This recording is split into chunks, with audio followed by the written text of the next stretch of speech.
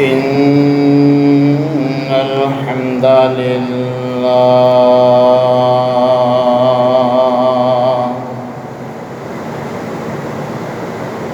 نحمده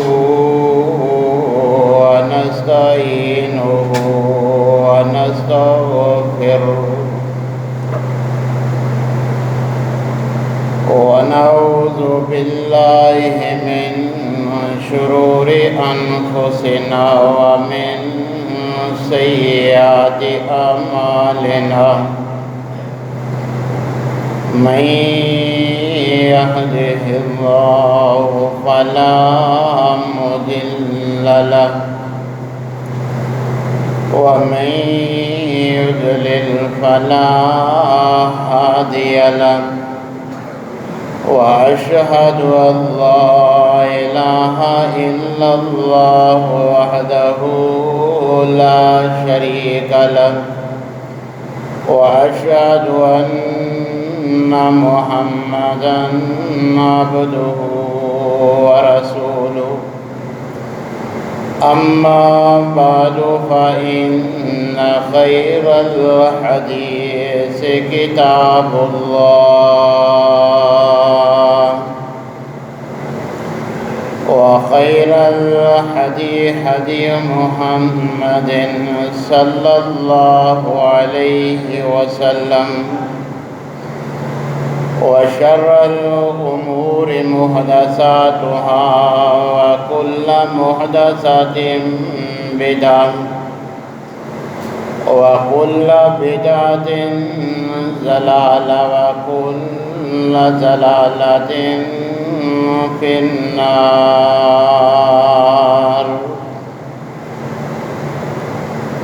يا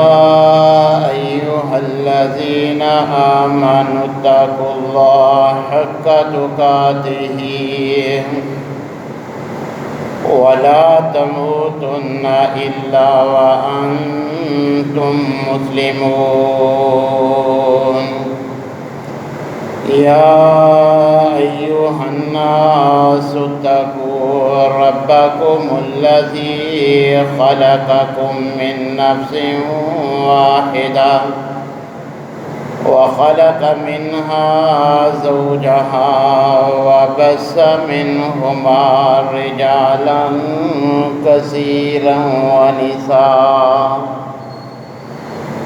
واتقوا الله الذي تساءلون به والأرحام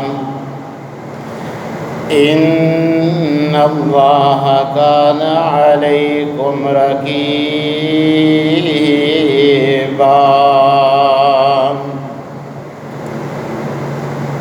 يا أيها الذين آمنوا اتقوا الله وقولوا قولا سديدا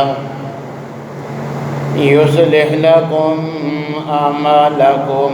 ويغفر لكم ذنوبكم ومن يطع الله ورسوله فقد فاز فوزا عظيما. أما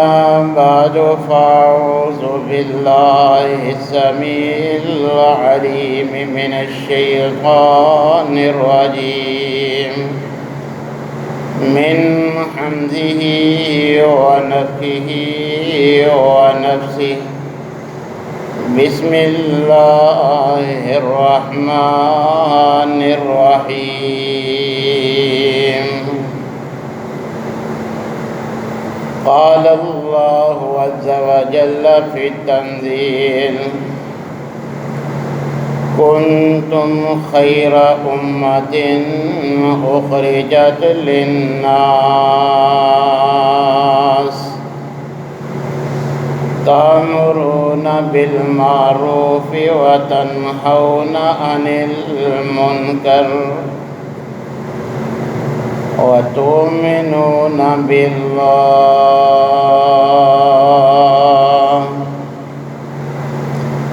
وقال الله في مقام آخر: وَلْتَكُن مِّنكُمْ أُمَّةٌ يَدْعُونَ إِلَى الْخَيْرِ وَيَأْمُرُونَ بِالْمَعْرُوفِ وَيَنْهَوْنَ عَنِ الْمُنكَرِ وَأُولَئِكَ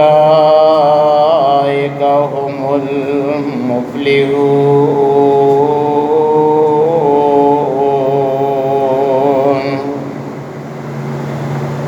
وقال النبي صلى الله عليه وسلم: والذي نفسي بيده لتأمرن بالمعروف وتنهون عن المنكر أو ليوشكن الله أن يبعث عليكم عقابا منه ثم تدعونه فلا يستجاب لكم. وقال النبي صلى الله عليه وسلم: من رأى منكم منكرا فليغيره بيده فإن لم يستطع فبلسانه فإن لم يستطع فبقلبه وذلك ضعف الایمان.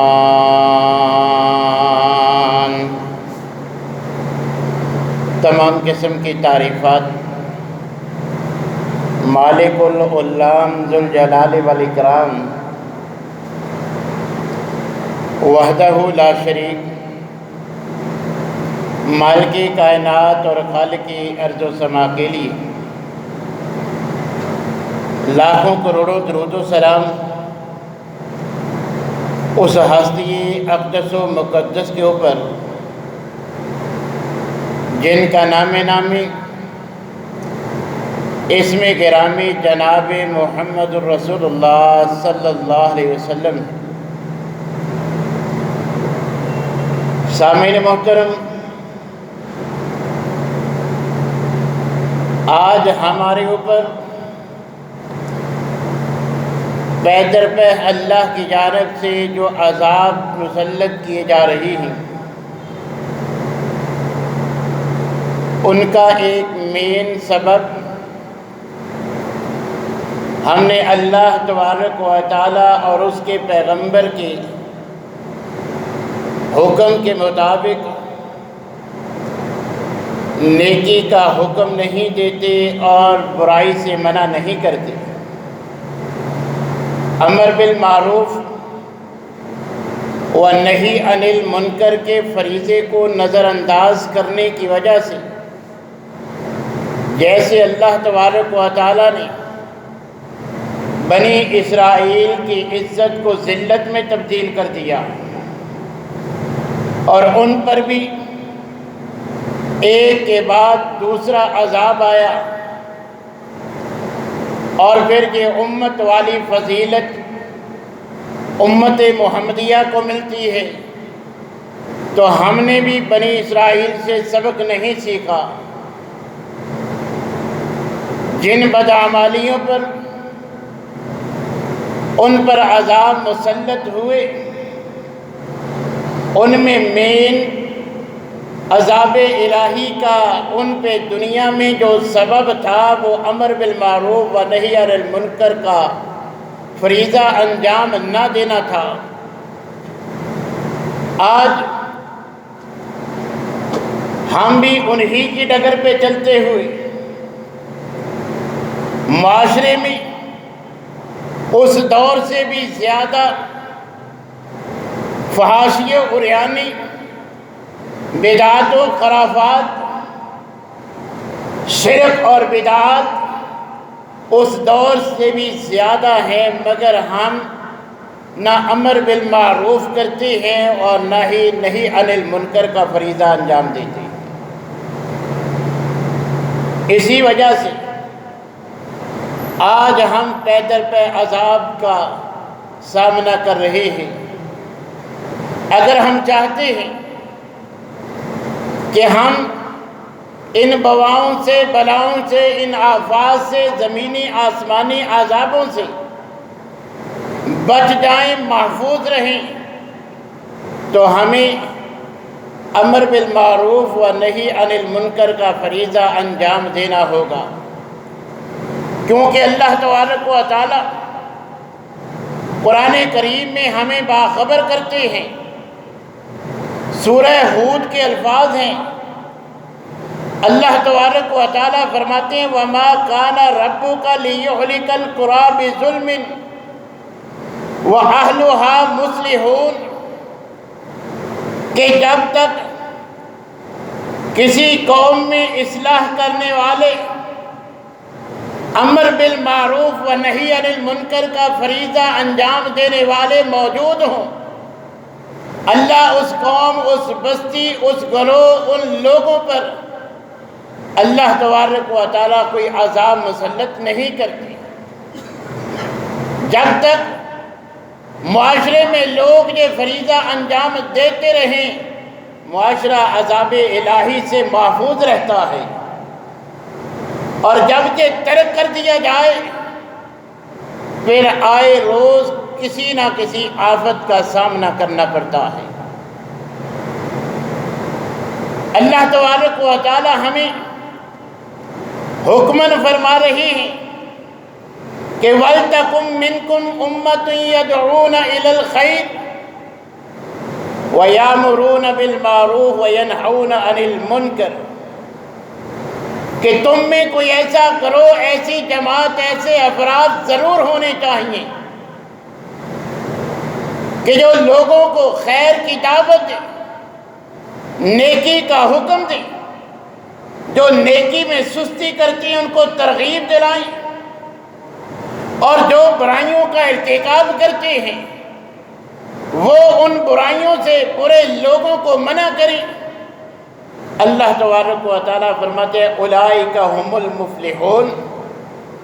یہی فریضہ انجام دینے والے لوگ کامیاب ہیں۔ اور اللہ تبارک و تعالیٰ نے جن کو اختیار ملتا ہے، حکومت ملتی ہے، ان پر بھی یہ لازم قرار دیا ہے کہ جن کو میں زمین پر اقتدار دوں، اب ان پر بھی لازم ہے کہ وہ لوگوں کے لیے ان کی عبادات کی فکر کریں، ان کے نماز، روزے، امر بالمعروف و نہی عن المنکر کا فریضہ انجام دیں۔ اور اللہ تبارک و تعالیٰ نے امت محمدیہ کی فضیلت کا سبب یہی عمل قرار دیا ہے۔ کنتم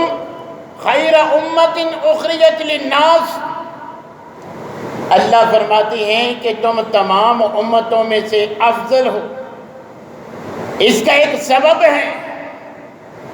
تمہاری یہ فضیلت اس وجہ سے ہے کہ تامرون بالمعروف وتنہون عن المنکر، کہ تم امر بالمعروف و نہی عن المنکر کا فریضہ انجام دینے والے ہو۔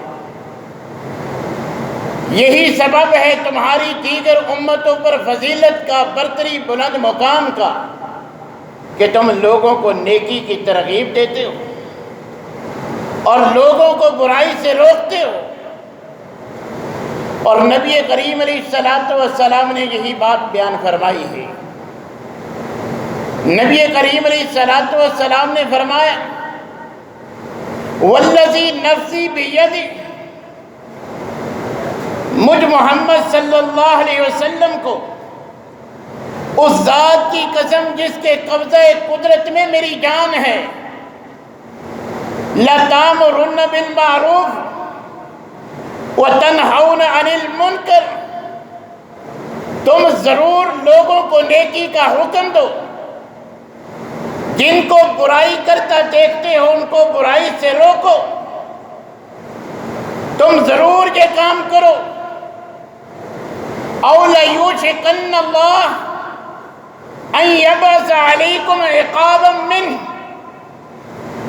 اگر تم ایسا نہیں کرو گے، یاد رکھو امر بالمعروف و نہی عن المنکر کا فریضہ انجام نہیں دو گے، تو اللہ کے عذاب کا تمہیں سامنا کرنا پڑے گا، اللہ کی جانب سے تم پہ عذاب آئیں گے۔ پھر حالت یہ ہوگی کہ تب بھی تم نہیں سدھرو گے، عذاب کے باوجود تم یہ کام نہیں کرو گے، نیکی کی طرف لوگوں کو نہیں لاؤ گے، برائی سے نہ رکو گے نہ روکو گے، پھر اللہ تبارک و تعالیٰ کے ہاں تمہاری حیثیت یہ ہوگی، ثم تدعونہ فلا یستجاب لکم۔ جامع ترمذی کے الفاظ کہ امر بالمعروف و نہی عن المنکر ترک کرو گے، اللہ کی طرف سے عذاب آئیں گے، پھر بھی نہیں سدھرو گے، پھر اللہ سے دعائیں مانگو گے تو اللہ تمہاری دعائیں قبول نہیں کرے گا۔ تم اپنے لیے، اپنے مریضوں کے لیے ایسی بواؤں سے، عذابوں سے حفاظت کی، بچنے کی دعائیں کرو گے، اللہ تبارک و تعالیٰ دعائیں قبول نہیں کرے گا، کیونکہ اللہ نے تمہیں فضیلت دی تھی کہ تم امر بالمعروف و نہی عن المنکر کا فریضہ انجام دو، مگر تم نے اس کو بنی اسرائیل کی طرح نظر انداز کیا تو تمہارا انجام بھی ان سے مختلف نہیں ہوگا۔ نبی کریم علیہ الصلوۃ والسلام نے فرمایا، من رأى منکم منکرا فلیغیرہ بیدہ، تم میں سے جب کوئی برائی کا ارتکاب کرتے ہوئے کسی کو دیکھتا ہے، اگر اس میں طاقت اور قدرت ہے، فلیغیرہ بیدہ، اسے اپنے ہاتھ سے روکے، برے کو برائی سے طاقت اور قدرت ہے کہ ہاتھ سے روکے، فَإِن لَّمْ يَسْتَطِعْ، اگر ہاتھ سے روکنے کی طاقت نہیں ہے، فَبِلِسَانِهِ، پھر زبان سے اس کی برائی اور قباحت بیان کرے کہ تم بھی برے، جو تمہارا فعل ہے یہ بھی برا ہے، تم اچھے نہیں ہو، میں تمہیں اچھا نہیں سمجھتا، تم خود بھی برے، تمہارے کرتوت بھی برے۔ اور اگر اتنی بھی طاقت نہیں ہے، فَإِن لَّمْ يَسْتَطِعْ، اگر ہاتھ سے برائی روکنے کی قدرت نہیں، زبان سے برملا برائی کی قباحت بیان بھی نہیں کر سکتے، فَبِقَلْبِهِ، تو کم از کم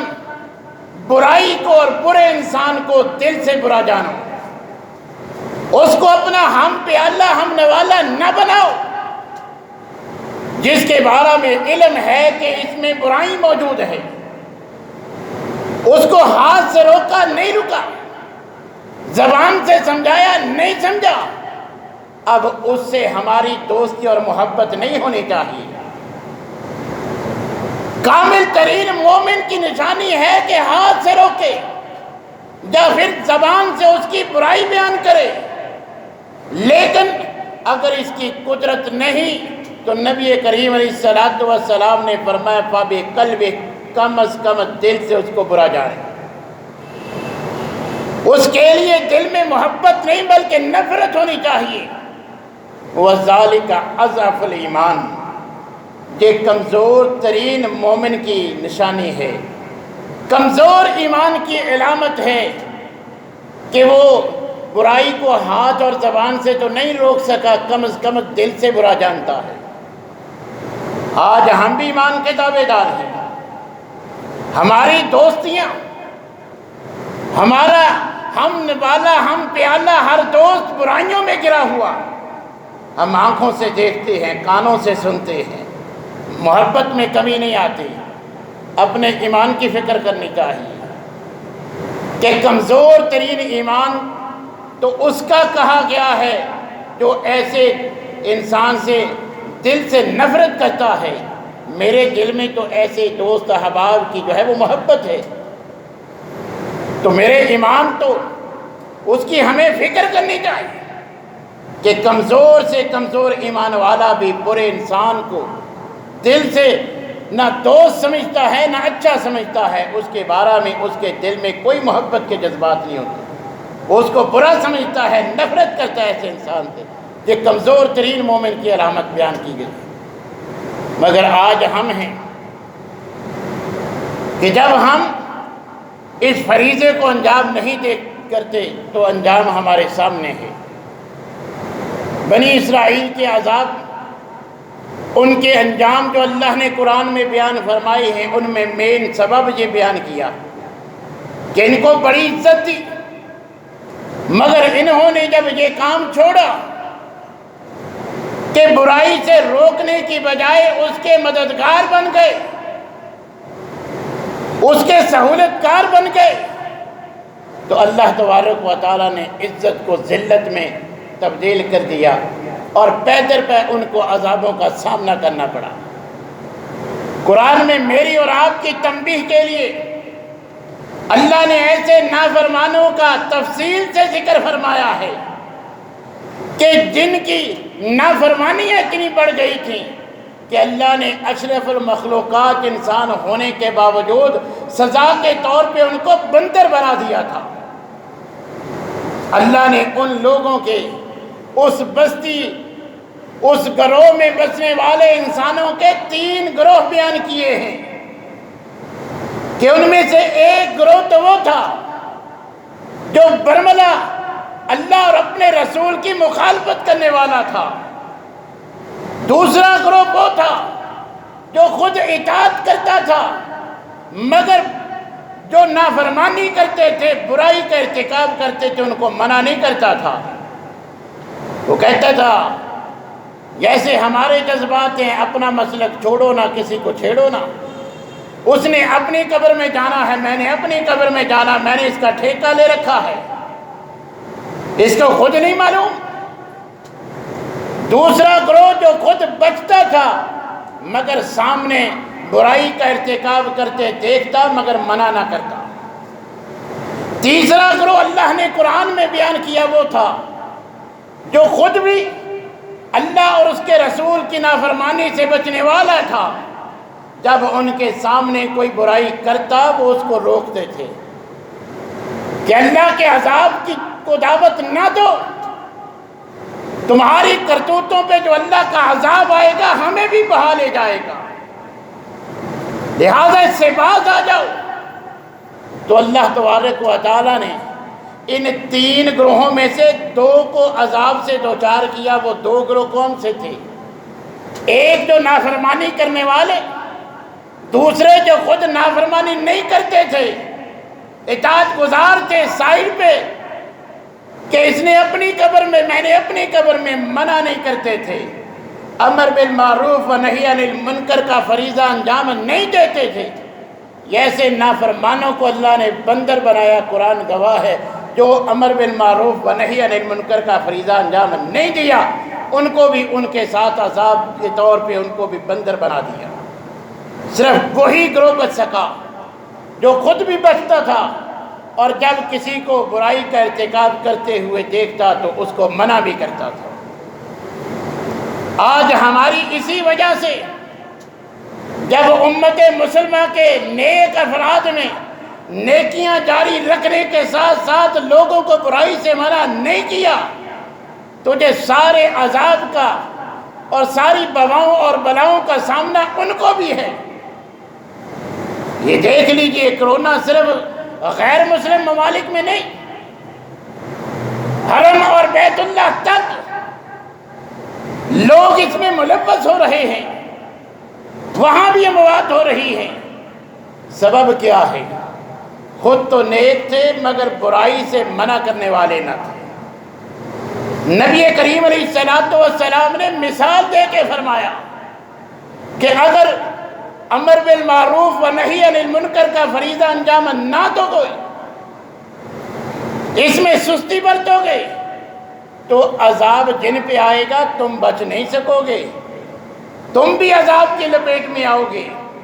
مثال دے کر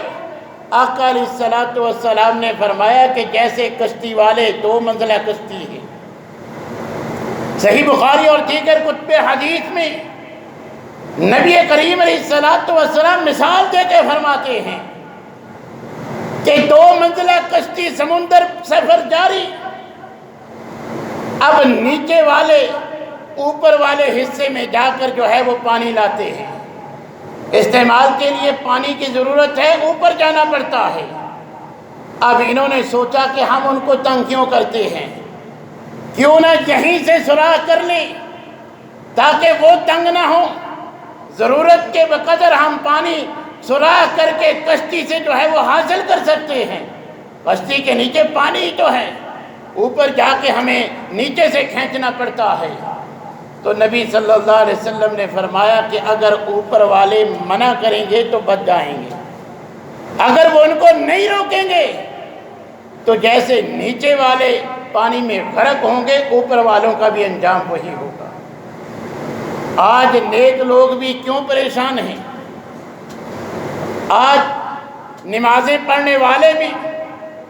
مساجد آباد کرنے والے بھی کیوں پریشان ہیں، مساجد میں کیوں ساتھ مل کے نماز ادا نہیں ہوتی، رمضان میں کیوں ڈر ڈر کے مسجد میں آتے ہیں؟ سبب یہی ہے کہ ہم نے امر بالمعروف کا اور نہی عن المنکر کا فریضہ جو ہے وہ انجام نہیں دیا، ورنہ اللہ تبارک و تعالی ہمیں ان وباؤں سے، بلاؤں سے، آزمائشوں سے، عذابوں سے اپنی پناہ میں رکھتے، محفوظ رکھتے۔ جب ہم نے، شریعت نے رہنمائی کی، اس کے باوجود یہ کام نہیں کیا تو آج ہم بھی برابر میں جیسے غیر مسلموں کو جان کے لالے پڑے ہوئے ہیں، ہمیں ان سے بھی زیادہ، ہم ان سے بھی زیادہ اپنی جان کے لیے فکر مند ہیں۔ حالانکہ یہ ایسا فریضہ ہے کہ جس پر اللہ تبارک و تعالی بے پناہ اجر عطا فرماتے ہیں، گناہ معاف فرما دیتے ہیں۔ وہ صحابہ کرام جن کو اللہ نے مال و دولت کم دیا تھا، نبی صلی اللہ علیہ وسلم کے صحابہ تھے، ہماری طرح کا ایمان نہیں تھا، ایک دوسرے سے نیکی میں بڑھنے والے تھے، اپنی خواہش کا اظہار کرتے ہیں کہ اللہ کے رسول جو عبادات ہم کرتے ہیں یہ نیک لوگ بھی کرتے ہیں، امیر لوگ بھی کر لیتے ہیں، ہمارے پاس پیسہ کم، اپنی ضرورت پوری ہوتی ہے، نماز روزے کے ساتھ جو صدقہ خیرات کر لیتے ہیں ہم سے اجر میں بڑھ جاتے ہیں۔ ان کی نظر میں برتری، ایک دوسرے سے بڑھوتری اجر و ثواب میں ہوا کرتی تھی، آج ہم تو دنیا میں ایک دوسرے سے آگے دوڑ لگائے ہوئے ہیں۔ تو نبی صلی اللہ علیہ وسلم نے چند عبادات ایسی بتلائیں کہ جن پہ اللہ ڈھیروں اجر عطا فرماتے ہیں۔ ان میں سے ایک یہ بھی فرمایا کہ ذکر اذکار کے ساتھ، نوافل کے ساتھ ساتھ امر بالمعروف و نہی عن المنکر، اگر تم یہ فریضہ انجام دو گے، یہ کام کرو گے، مال خرچ کرنے سے بھی زیادہ اللہ تبارک و تعالیٰ تمہیں اجر و ثواب عطا فرمائیں گے۔ نبی کریم علیہ السلام نے اس فریضے کے انجام پہ فرمایا جو ایسا کرتا ہے اس کی وجہ سے اللہ اس کے گناہ معاف فرما دیتے ہیں۔ اور اللہ کو یہ عمل اس قدر پسند ہے کہ نبی کریم علیہ السلام نے فرمایا من دل علی خیر فلہ مثل اجر فاعلہ، جو کسی کو نیکی کی ترغیب دلاتا ہے، کسی کو نیکی پہ آمادہ کرتا ہے، اب وہ نیک کام کرنے والے کو جتنا اجر ہے، ترغیب دلانے والے کو بھی اللہ اتنا ہی اجر دیتے ہیں۔ پیغمبر کی ایک ایک منٹ، ایک ایک لمحہ امت کے لیے اسوہ حسنہ ہے۔ نبی کریم علیہ السلام سمیت تمام انبیاء کے شب و روز امر بالمعروف و نہی عن المنکر میں گزرتے ہیں۔ نبی کریم علیہ السلام بچوں سے بے پناہ محبت کرنے والے، مگر اس معاملہ میں اگر چھوٹا بچہ بھی کوئی غلطی کرتا، ماں سے زیادہ شفقت کرنے والے پیغمبر بھی اس کا ہاتھ پکڑ کے اس کی اصلاح کرتے تھے۔ نبی کریم علیہ السلام کھانے کے لیے تشریف فرما کہ ایک بچہ آتے ہی بغیر بسم اللہ کے دائیں کی بجائے بائیں ہاتھ سے کھانا اٹھانے کی کوشش کرتا ہے، پیغمبر پکڑ لیتے۔ بچوں سے شفقت کرنے والے پیغمبر، تن من ان پہ قربان کرنے والے، بچے کا کھانے سے ہاتھ روک لیتے ہیں اور اصلاح فرما دیتے ہیں، یا غلام سم اللہ کل بیمینک ومما یلیک، کہ بیٹا بسم اللہ پڑھ کے کھاتے ہیں، دائیں ہاتھ سے کھاتے ہیں، اپنے آگے آگے سے کھاتے ہیں، کھانے کی فکر نہیں تھی، صرف یہ کام کہ اس بچے کی اصلاح مقصود تھی، اس کو برائی سے روکنا، اس کو نیکی کی دعوت دینا مقصود تھا۔ پیغمبر کی ساری زندگی ایسے واقعات سے بھری پڑی ہے، جب بھی کوئی برائی دیکھتے فوراً منع کرتے۔ صحابی نے سونے کی انگوٹھی پہنی ہوئی، فوراً آپ نے جو ہے اس کی اصلاح فرمائی، اتار کے پھینک دی۔ کسی بھی انداز میں جب بھی کسی نے برائی کا ارتکاب کیا، نبی صلی اللہ علیہ وسلم نے دیکھا فوراً منع کر دیا، علم ہوا بلا کے اس کو جو ہے وہ بتلا دیا۔ سیرت کے بے شمار واقعات جو ہے وہ اس پر دلالت کرتے ہیں۔ بہرحال آج ہمارے اوپر جو پے در پہ عذاب آ رہے ہیں، ان کا ایک مین سبب وہ یہی ہے کہ ہم نے نیکی کا حکم دینا چھوڑ دیا، برائی سے روکنا چھوڑ دیا۔ برائی ہوتی دیکھتے ہیں، نہ اس کو ہاتھ سے روکتے ہیں، نہ زبان سے روکتے ہیں، نہ دل سے برے کو برا جانتے ہیں۔ برائی ہماری آنکھوں کے سامنے کرے پھر بھی ہمارے دل میں اس کے بارے میں محبت ہوتی ہے۔ اسی وجہ سے اللہ تبارک و تعالیٰ نے بنی اسرائیل پہ پے در پہ عذاب بھیجے،